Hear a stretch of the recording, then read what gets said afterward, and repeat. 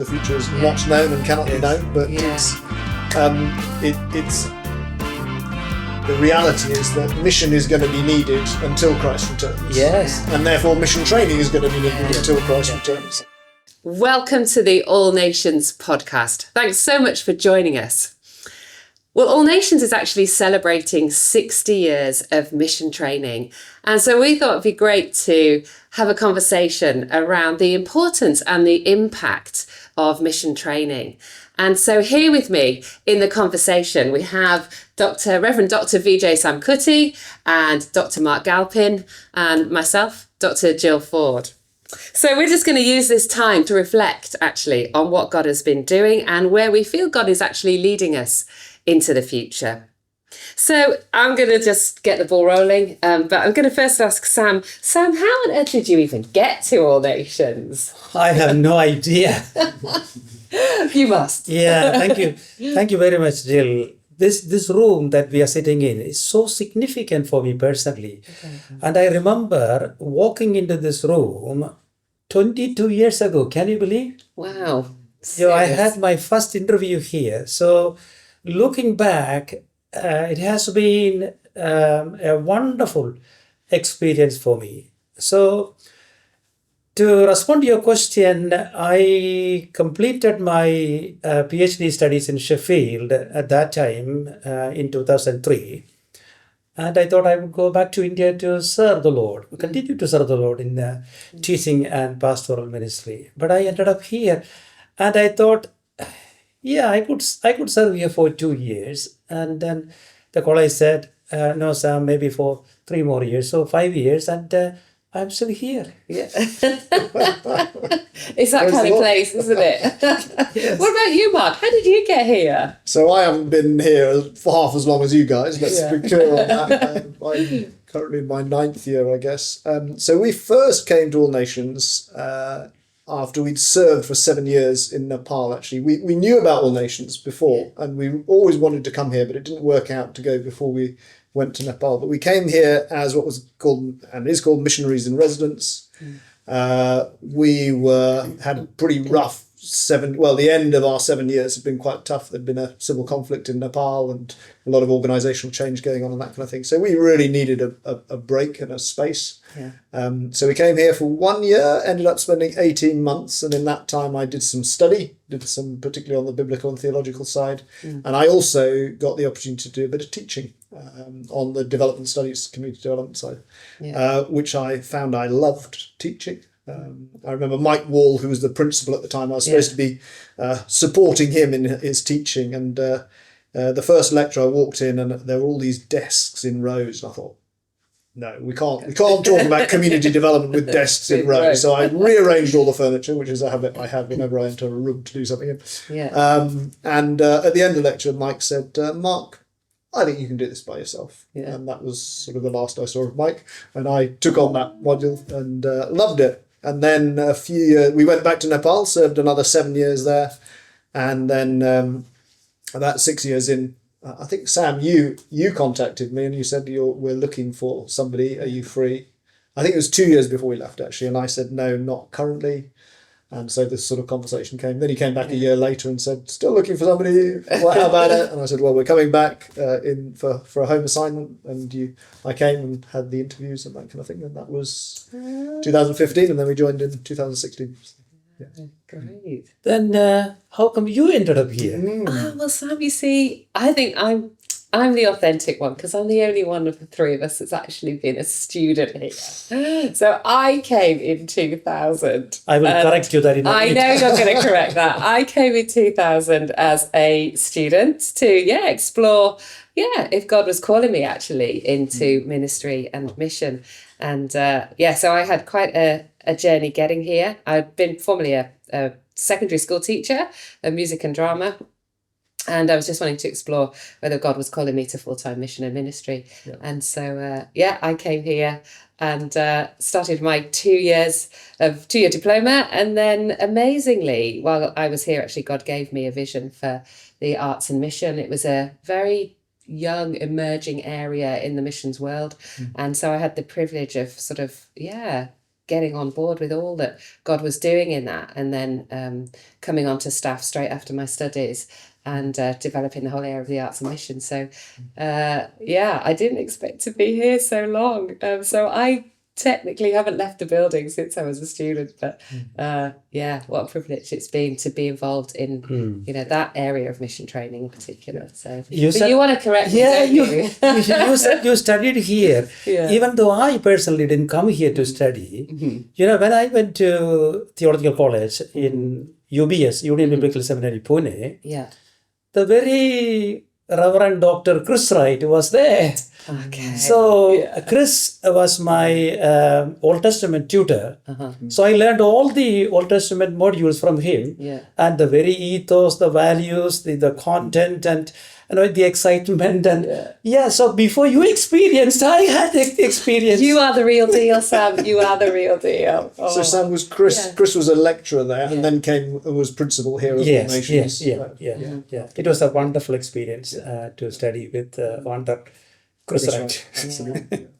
So, a question for both of you, because we've all been sort of thinking about this whole area of mission training and actually reflecting on it a little bit. But, when we first got in the building, it would be interesting to know kind of what struck you guys about the uniqueness of the All Nations training, because it really is unique in comparison to what others are offering, I believe. But maybe just share kind of some thoughts that you've had around the uniqueness of our training. What do you think? What do you think? So, I mean, we talk about our head, heart, and hands ethos, and I think others we've been using that for many years. I think others have now taken on that as well. So I think, and that's very very core to it, that we're wanting to obviously increase people's knowledge and understanding, but then everything you learn at All Nations impacts on the heart, doesn't it? So it's not like you're learning history or physics or something like that, and it stays in the head. It impacts on the heart, and then is worked out practically in through the hands, and that means socially, but also practically in what you do. And I think it's that combination which makes it very powerful. And while some modules are perhaps more sort of practice focused, actually all the modules ask questions, and shape you. And I think that means that it can be quite a difficult time when people are studying here, actually, because God is doing things in their lives. They're being shaken, but in that shaking, their roots go down very much deeper. And one of the things that we often get feedback about is the resilience of people who've studied here. Going into very difficult, challenging contexts, and yet persevering through that time and being effective in those contexts. And I think that's because of what the shaping that's happened. When I joined college, it was not that kind of different shift, because we had the same ethos in my previous experience as well. So we are interdenominational, intercultural, and the very center of our curriculum is spiritual formation. For example, in 2011, I think I took a survey of 35 mission agencies in the UK, and we asked them 3 questions regarding the college and the quality of our program and the quality of our graduates. So the first question was, how do you explain the quality of our program? What do you think about the program? And secondly, what do you think about the nature, the quality of the graduates that we have? And the third one was, any feedback to improve our curriculum? The feedback was so inspirational and informative, in the sense that most of them said 2 common things. One is All Nations graduates are resilient, as you mentioned, Mark. All Nations graduates are resilient. And secondly, they are excellent in conflict resolution. So why people are leaving the mission field? Not because of the lack of training, but because they cannot get along with people of other culture. And normally people of not the culture that they've gone to, but serving alongside others from other cultures in a different culture. So working in the intercultural team is an amazing thing, Yeah. and it's a quality, one of the qualities of graduates. Yeah. And I think that's probably one of the things that if I was talking to anyone about All Nations training, the richness of the learning environment is incredible because I know that I experienced being part of that intercultural classroom of many cultures, different people sitting alongside me at different points of the journey, and then the interdenominational people drawing on their own rich traditions of Christian worship, Christian history, that how they've been formed by their tradition, and actually hearing the voices and the different perspectives as well. So that sort of intercultural and the interdenominational mix, I think, again, is just such a rich environment. And I think, iron sharpens iron, doesn't it? And I really felt that myself, and I think it just opens you up in your attitude, your relationships, to be so much more generous hearted instead of judgmental. And I think that is also one of the shifts that I think I see a lot of our students making. They come a bit boxed and a bit have their own ideas about certain things, but put into this environment, God just knocks those rough edges off. We knock them off each other, and that beautiful shaping happens. And it's, maybe every student is a diamond. I don't know, a bit corny, but there is that shaping that goes on. Yeah. For me, the humbling experience is to be part of such an amazing training where you see transformation. The spiritual formation takes place. Now, the graduation day is a very moving day. It is. It's very emotional. Now, when you look at some of the people who came into college 2 or 3 years ago, the way they came, and the spiritual formation that takes place in their life, the transformation that you see, in their life, the character formation. And once they leave as a different person. Not perfect, but different. So for me, that's a very humbling experience. And also these students are highly qualified professionals. So as you know, we have MIF pilots actually. We have doctors, nurses, dentists, physiotherapists, lawyers, teachers, engineers, and some of them resign their jobs. Some of them take leave from their work, come here, study 1, 2, 3 years, and go to difficult parts of the world. Different, even sensitive part of the world, and commit their lives to the Lord and serve passionately. That makes me humble. It's a great leveler, isn't it? I think as well, you see students come in as teachers, pilots, surgeons, whatever, but you come into this community, it's a great leveler. That's what I found, because actually you didn't always know what somebody's status was in that sense, according to their role that they've played, but they come into this environment, everybody's equal. And yet there's something, really special about learning from one another. And I think for me, when I came as a student, I didn't come with a lot of mission experience at all. My experience was mainly in a church-based context. But I think what I found was that I was just really listening to the stories of those who had a lot more experience than me. That was one thing. And seeing how they were able to reflect on their practice, especially those who'd been out in mission and had come to All Nations for some more training, or at the higher level, the master's students, you could see that they were reflective practitioners, reflecting on mission experience, but people were also reflecting on the skills that they were bringing into the mission context as well. It's like, and how can God use me, moving forward? So I think, again, the richness of this environment, alongside, like you say, all the people that come in, but then how you see people reflecting on who they are and just where it is that God's taken them. It's an incredible journey to go on with others. It really is. What you said is so important, Jill, because learning takes place here, not only in the classroom.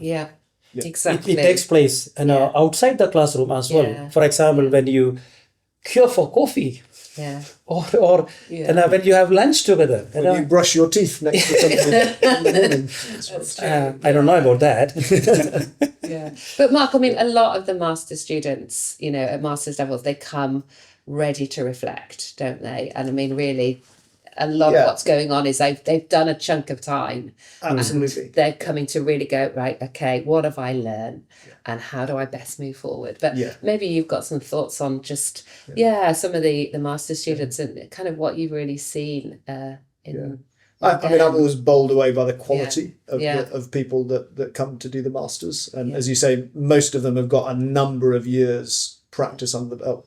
Yeah. I remember a few years ago, I did a sort of basic calculation on how many years of cross-cultural mission experience there was among the cohort that joined. Yeah. And I think it added up to 250 years of among Wow. the 20 students who just joined the program. There was 250 years of cross-cultural experience in right across the world, literally. Yeah. And so when they're in the class, and a lot of our MA students are studying from their place of ministry, they bring that into the classroom and they're in the discussion. And so one of the joys, of teaching here, as I'm sure you'll relate to, is how much you learn. Yeah. You're learning from all of this experience. Lifelong learners. Lifelong learners. Lifelong learners, absolutely. yeah.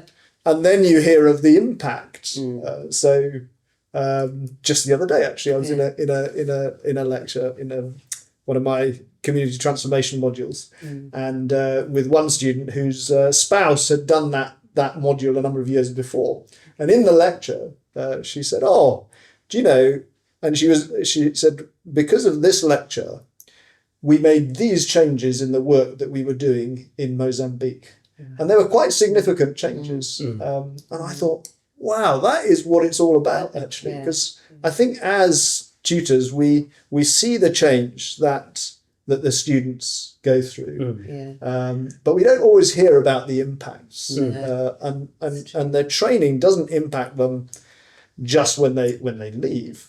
It goes on. They process that training, and it goes on to impact on practice.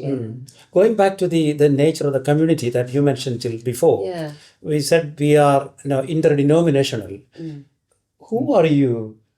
Denominationally wise, yes. That's a very good question. I know what you are, Sam. I'm slightly more complex, if I can be so bold to say that. I'm actually an Anglo-Baptist denomination.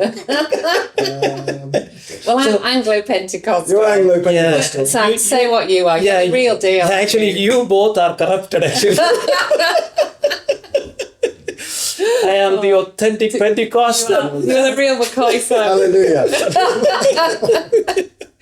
Yeah. Oh, that's interesting. No, but just picking up on impacts, because that's something that we kind of want to unpack a little bit as well. I mean, we're talking about the importance, and we're seeing actually how our students are impacted by the training and things. But I mean, for instance, we know that there are a number of key leaders who have been through All Nations who are making a massive impact, often in an influential role. Our friend Jay Matenga, head of the WEA Mission Commission, and others. I mean, we go off to these conferences and we just see how many All Nations students are actually in key leadership positions. I mean, I don't know if there's anyone else in your hit list.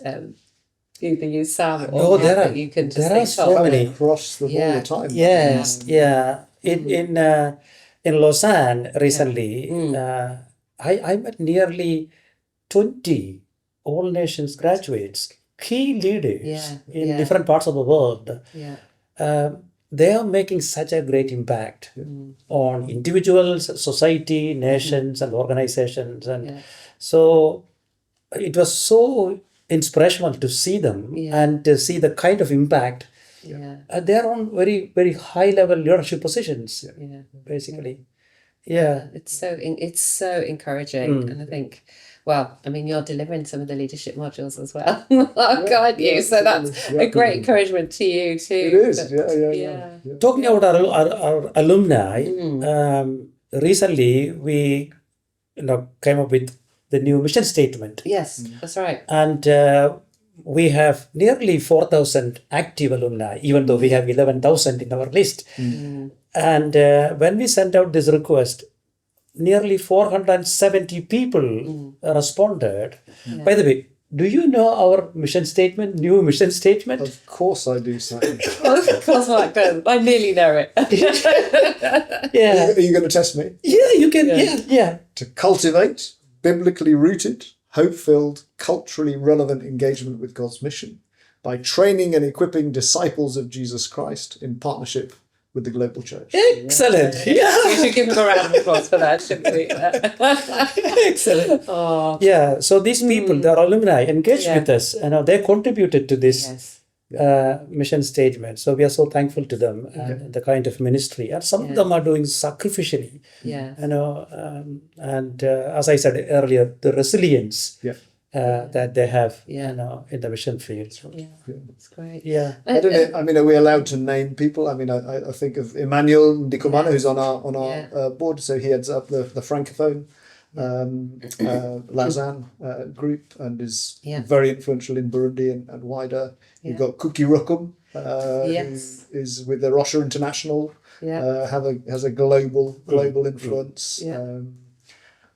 We've got alumni serving on our board. Yeah, exactly. Yeah. Alison Indeed. Guinness is vice chair. Yeah. Yeah. And Pete. Yes.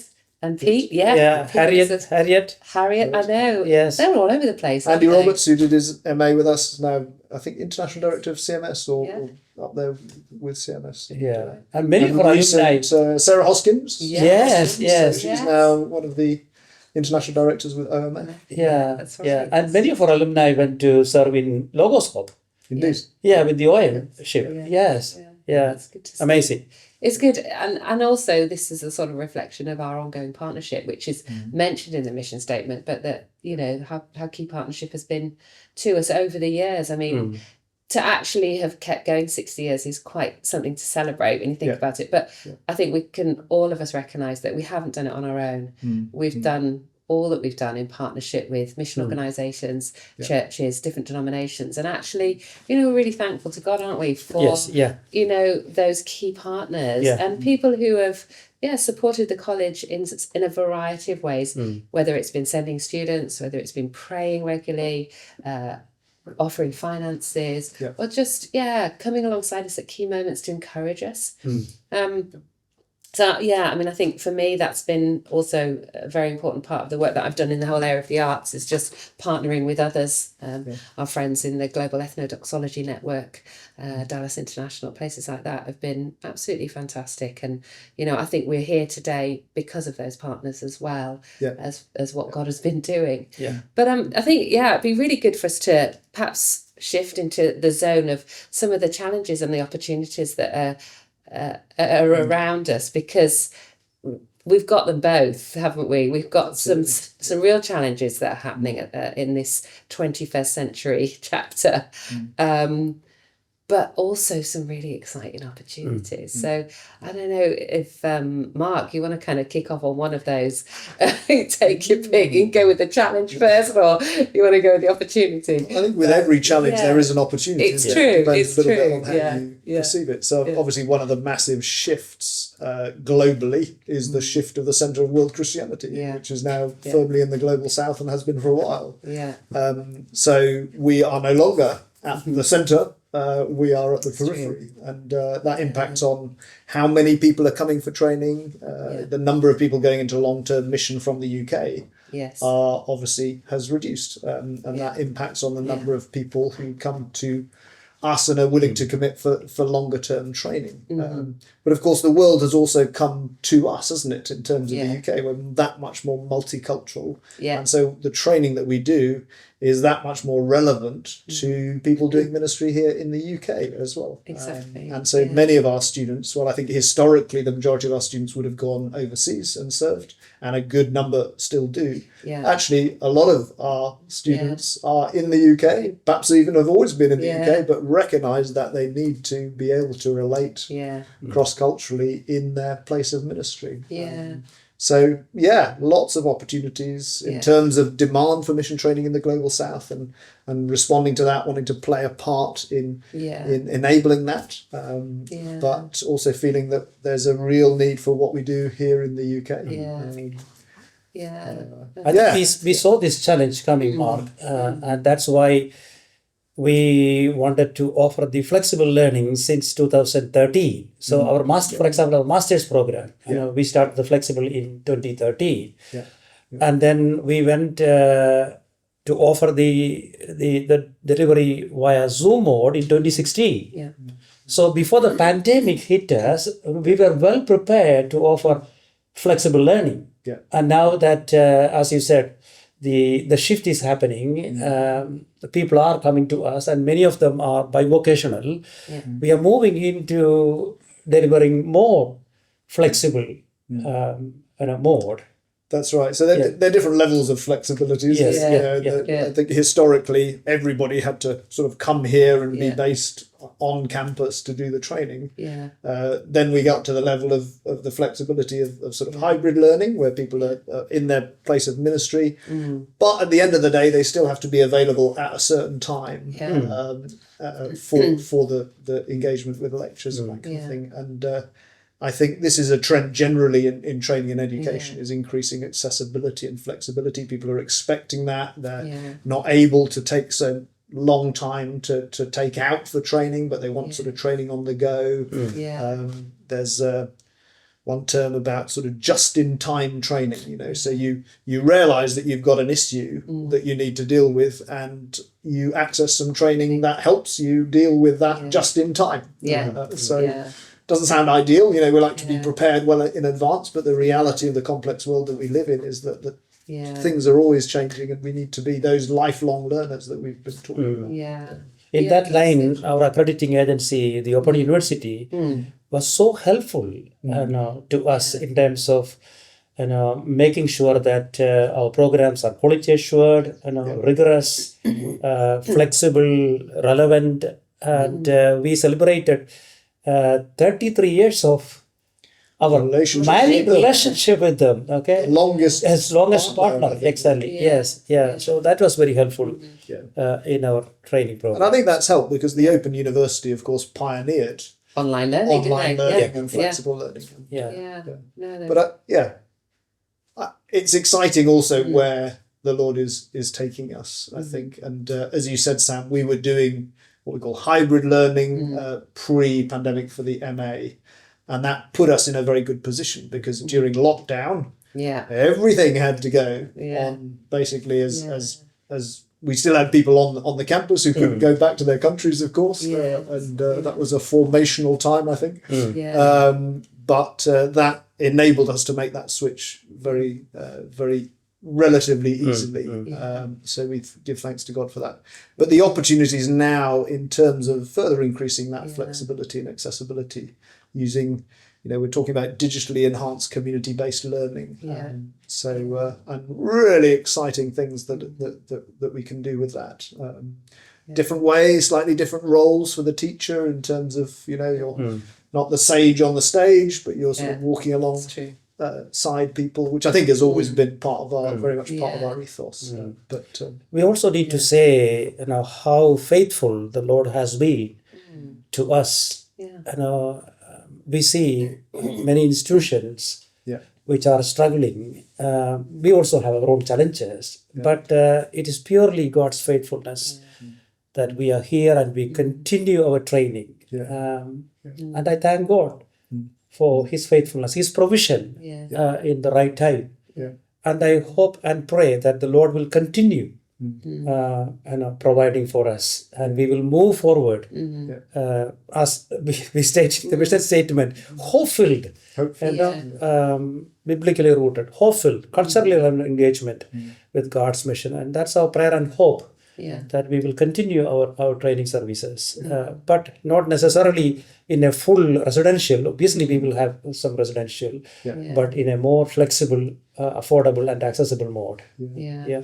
Jill, you mentioned about sort of pioneering the arts here at college, which absolutely. How have you seen that change and the arts coming in more into ministry and mission? I think there's definitely been an openness, I think, more to the creative, and people are seeing the real potential, both in mission and in a church-based context. I think the church is more open to creative expression than it has been for a long time. But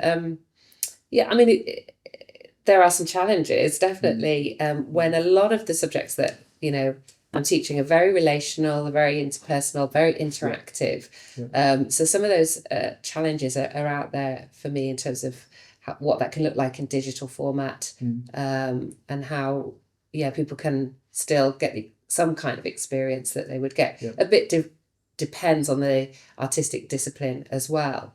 I think what's been interesting is, like, at one point I wouldn't have been so open to doing too many intensive type modules, because creativity needs space, you know what I mean? So we've always been delivering modules over a 10-week period, and actually that space between the teaching and the input is actually quite key for people to generate ideas.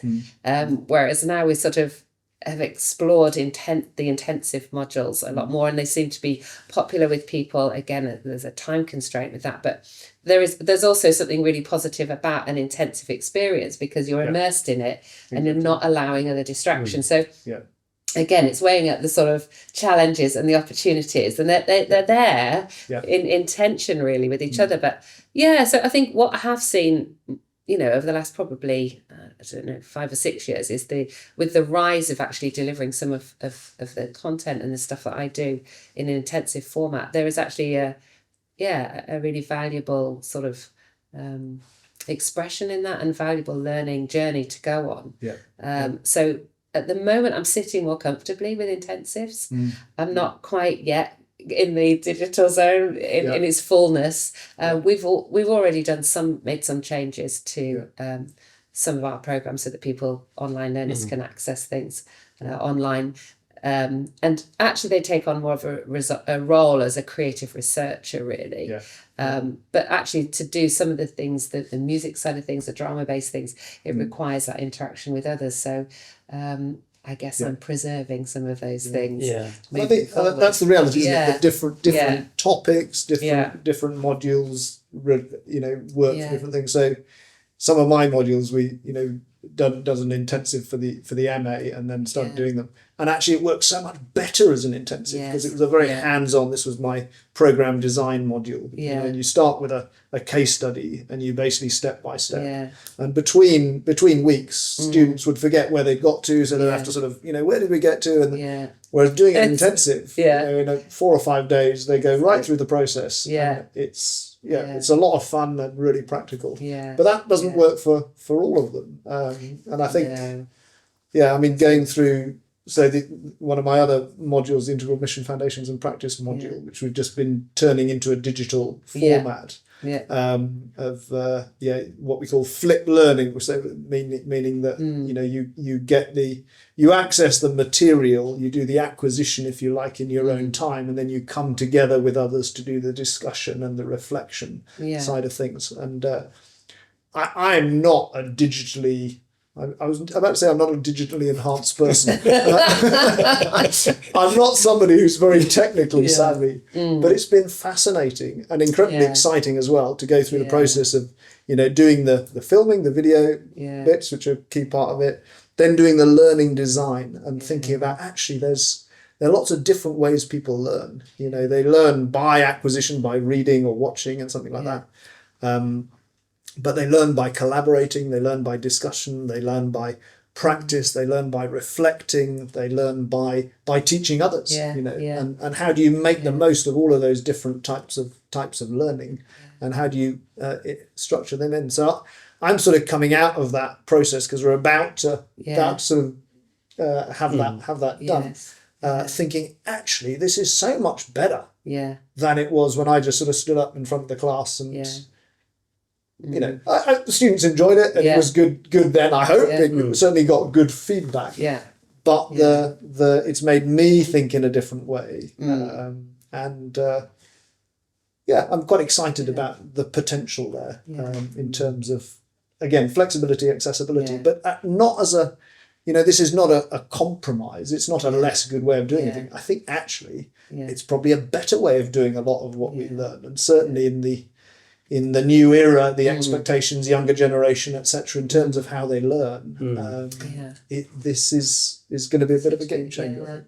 You talked about your modules. I thought about teaching Greek intensively.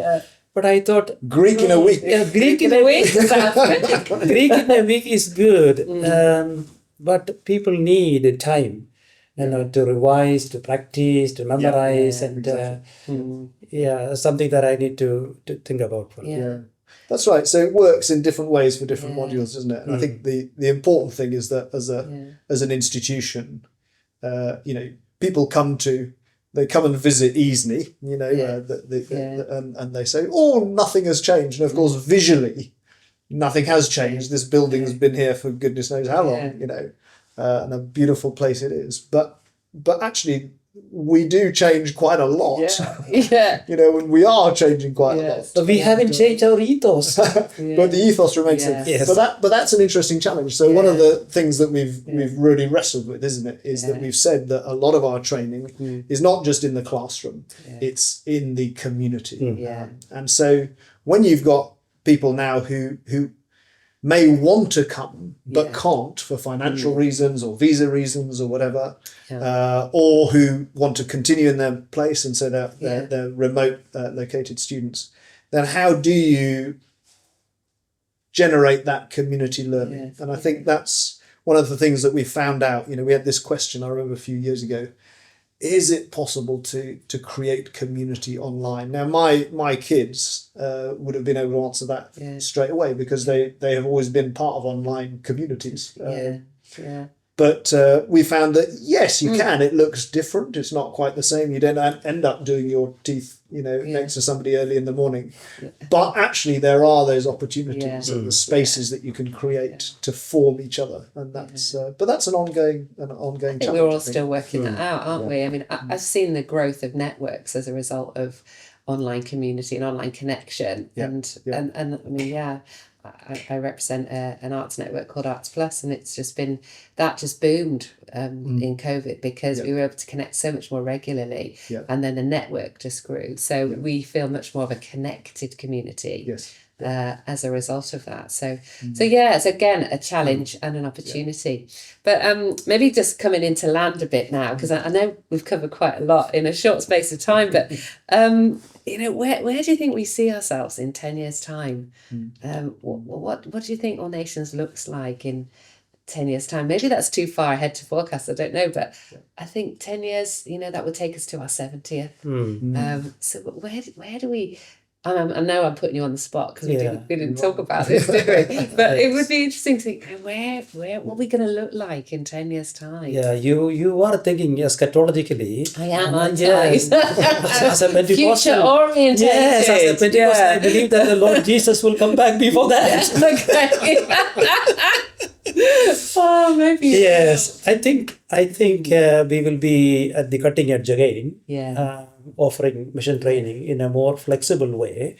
As I mentioned earlier, we have these bivocational people. And so many of the people who are doing their own jobs and the ministry, so they need flexibility.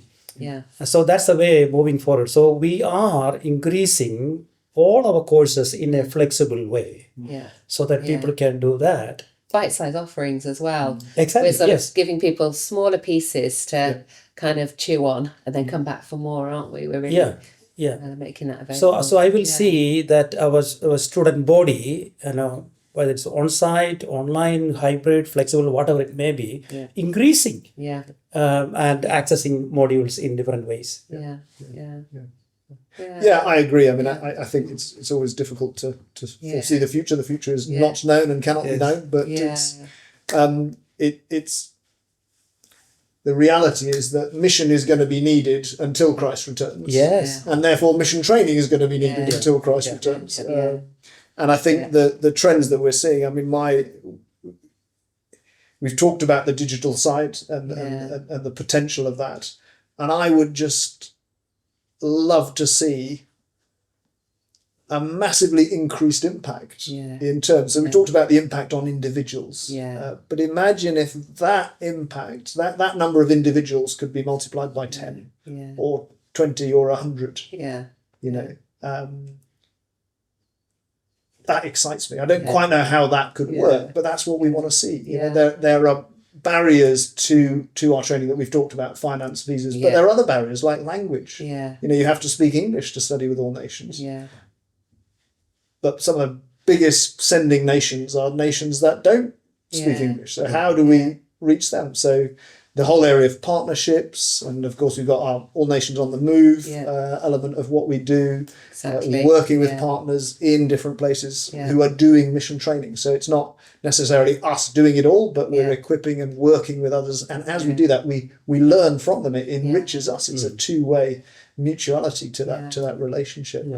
Actually, you've mentioned, because you mentioned All Nations on the Move there, which has really been amazing. I mean, we've seen the real impact of that, and a lot of that work attributed around Ministry of Richard and Louisa Evans. But that's been exciting to see the All Nations training go out and actually be delivered in different contexts, different churches, different communities. And I think for me that I'm excited about that as well, the context-based learning alongside the digital, alongside maybe smaller components of residential training. I think it's a both. It's going to be a both and, isn't it? And in different languages as well. In different languages. We've already got some great translation projects going. But I think, it's probably a number of things that are emerging now, I think we'll see come to fruition in the next 10 years. And God willing, that will happen. And God willing, more people will actually get the training that's required. You said that we would be celebrating 60 years of mission training of All Nations. Yeah. But we have been training people for many years. Actually, we moved to this campus at Eastney in 1964. So we will be celebrating 60 years. But All Nations has been doing the training before. So I think there were 3 colleges, weren't there, that came together. So it was That's All in Nations 70s. Bible College, and then others joined. Yes, that happened in 70s. In the actually. 70s. Yeah. And recently Redcliffe joined us. So we are the merger of 4 colleges actually. That's true. And so we're really marking that moment when All Nations training was delivered from the Eastney site, aren't we? Yes. And we're saying that's our 60 years. Yeah, exactly. Yeah, absolutely. Which is so important, isn't it, to celebrate that, but recognising that our community is much wider than that. Yes. And All Nations is not Eastney. It's the global community that we're Yeah. on. Yes. Sure. Yeah. That's So good. wonderful 60 years. 60 years celebration. Thank you for just prompting me on that. We are having a wonderful celebration for our 60th anniversary on Saturday, the 31st of May. The celebration is here, but there is also an opportunity to stream in live to our Thanksgiving service, a service of celebration with one of our former principals, David Harley, giving us a message of encouragement. So you can stream into that service, and then we're going to have a global chat room available. So for those of you who can't actually get to the site, we want to make sure that you feel very much part of the day, that you have a chance to share your story, your memories, some thoughts, just connect with the online global community of All Nations. But if you're nearby, if you're down the road, if you're not too far away, we'd love you to come here and be with us for the day. We're going to have a range of mission organisations here as well, who we've been partnering with over the years. They're going to be here. If you've got friends that you want to bring, mobilise them into mission. They'll be able to find out about all kinds of opportunities on the day. There's also some of the surprises like exhibitions and, of course, not to forget the afternoon tea. But we'd love to see you. We'd love you to come and celebrate, come and support us in whatever way you can. Our details are on the All Nations website. Just go onto the page there. You can book your tickets. You can give a donation if you wish. You can stay connected with us. So just want to say thank you to Mark and to Sam. Thank you. It's been a really great conversation. Thank you too. Thank you. And we look forward to seeing you soon. Thank you.